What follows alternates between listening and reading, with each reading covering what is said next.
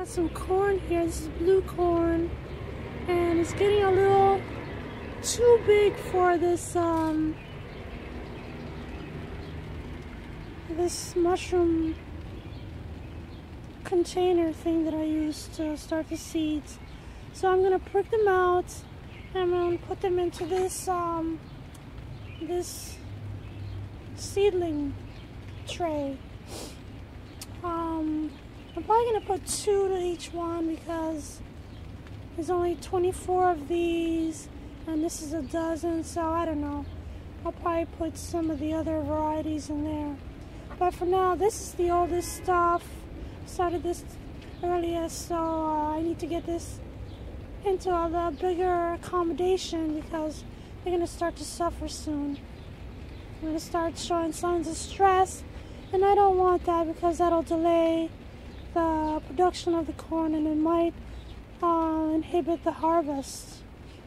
So let's try this. It's cold out here and it's raining. I'm in here because I decided I wanted to do some stuff and stay out of the rain, but I spent like the last half hour looking for my trowel and I still can't find it. But anyway, I just wanted to show you I'm using this biotone. It's only maybe a 1/4 cup in this. I don't know what this is, maybe 1.5 gallons of potting soil.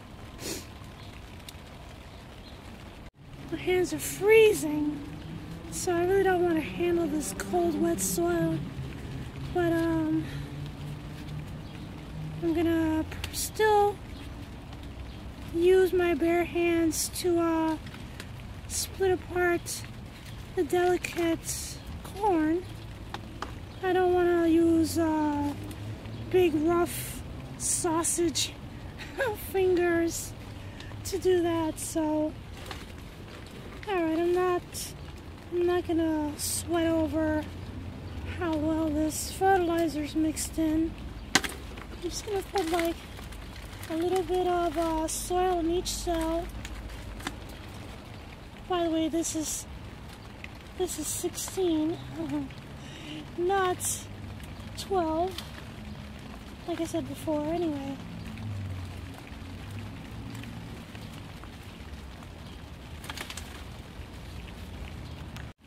so look what I found. I was outside in the rain for about half an hour, looking high and low. It's wet, and I'm thinking, oh, this thing is like, it's like this earthy green. I'll never find it, and it's in the greenhouse the whole time. Whatever. That's how it works. Anyway, this is a much better tool.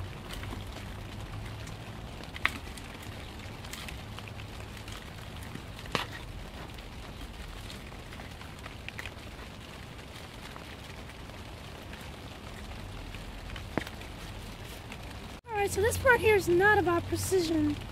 So I'm just gonna leave these, you know, some of them are like half full and fully almost full. Whatever, it doesn't really matter. What's important, this is the precision part. I'm just gonna pull out the whole thing. And man, look at those roots. Holy cow.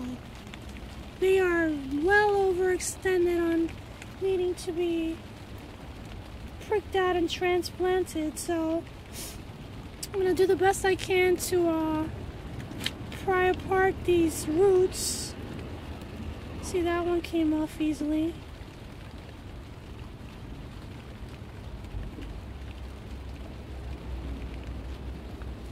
And just kind of tease them apart. Do the best you can. It's not a tragedy if the roots break, but I'm gonna try to get as much of the original root system of each plant as possible. Whoa, look at that one. Holy cow. That is so long.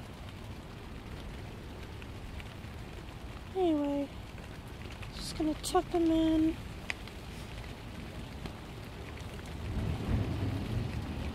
That one's better.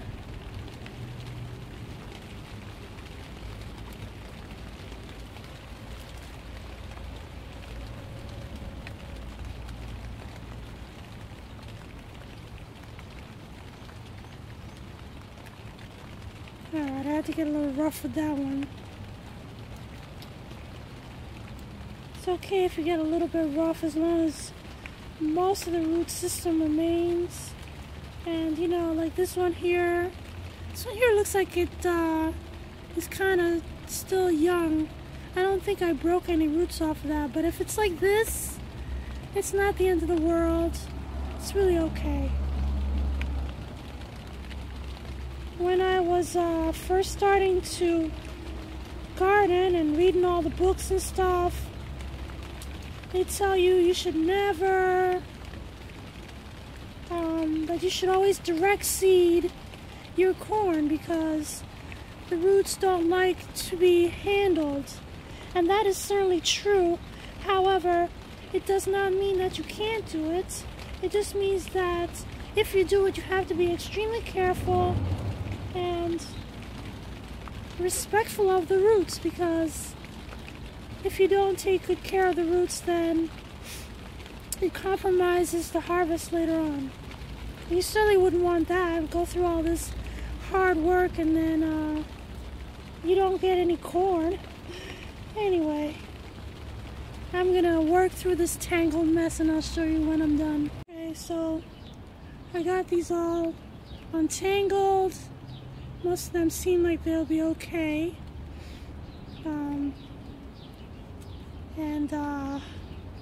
The rain stopped.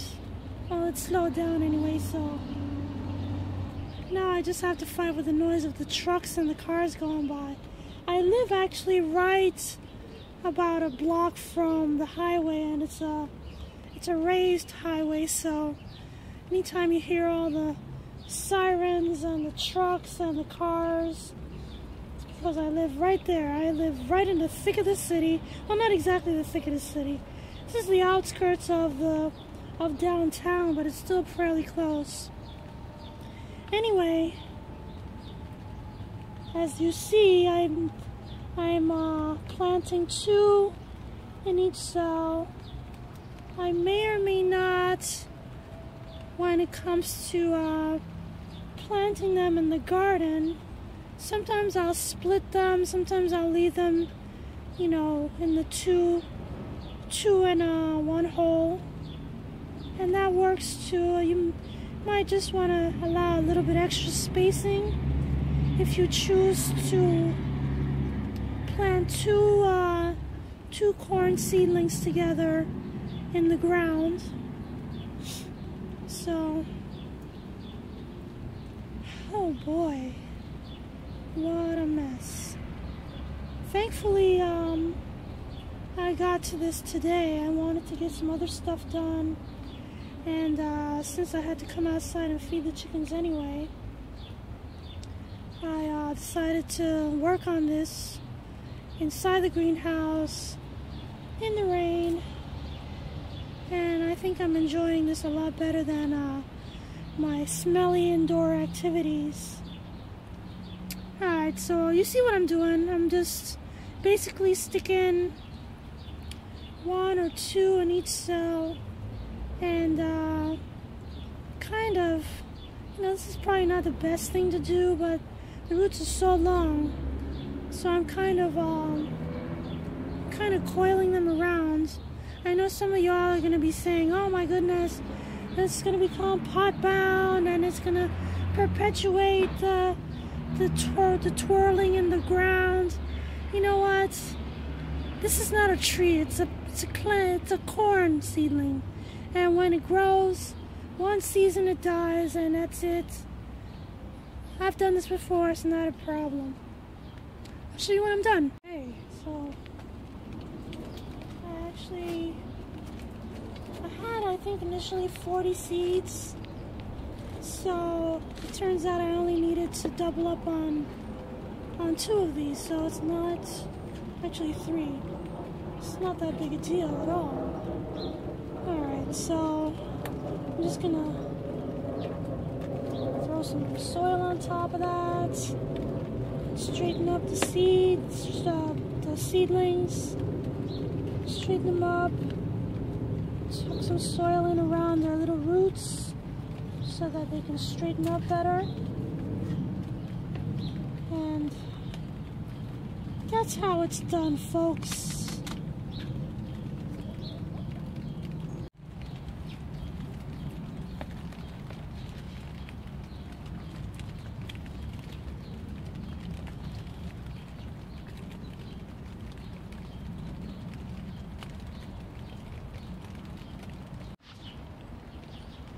Okay.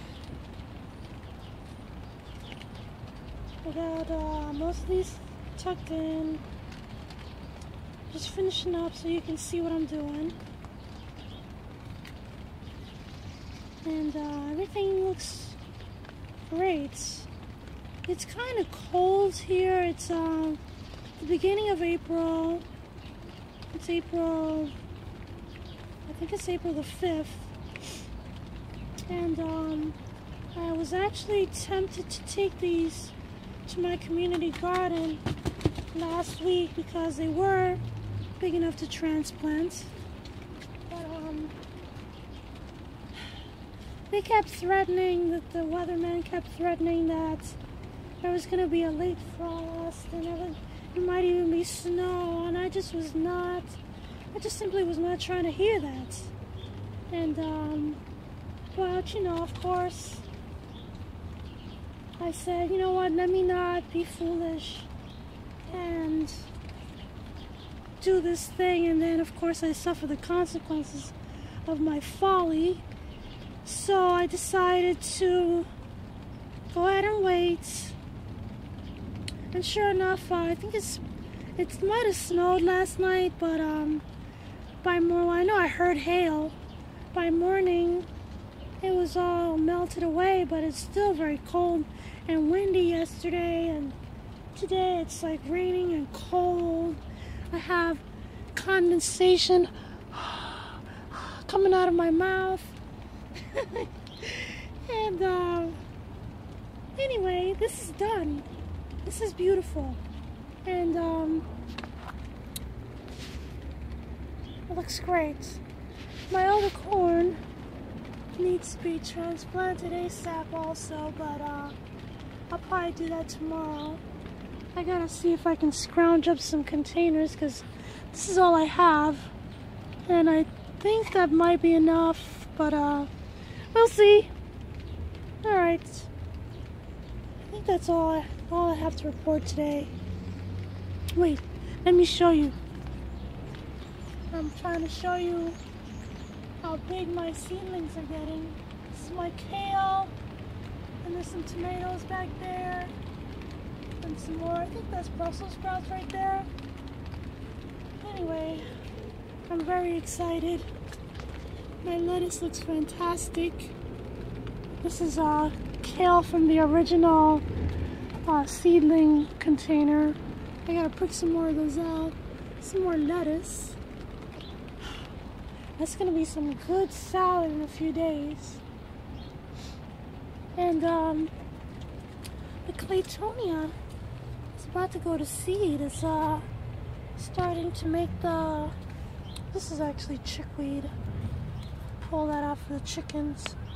But see how it's starting to make this double leaf thing, and there's a flower bud in the middle. That's how you know it's about to go to seed.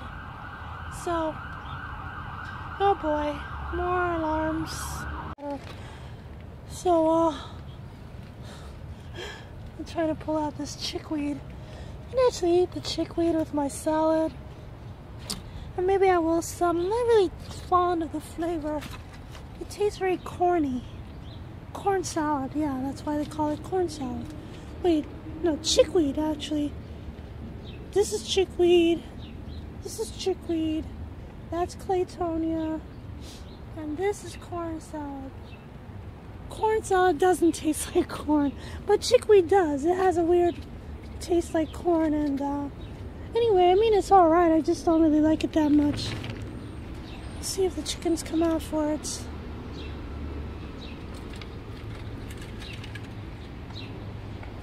Oh, it stops raining.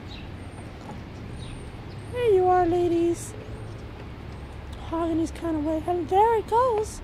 You're missing it. Ah, see, that's what you get for trying to be the first one.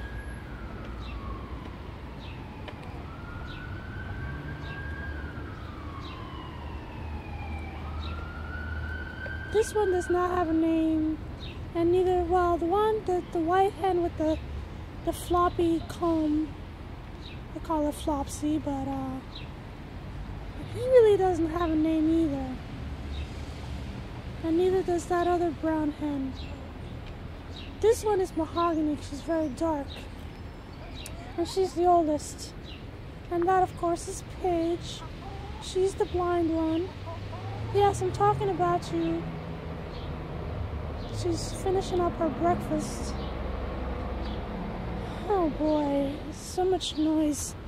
So much noise in the city.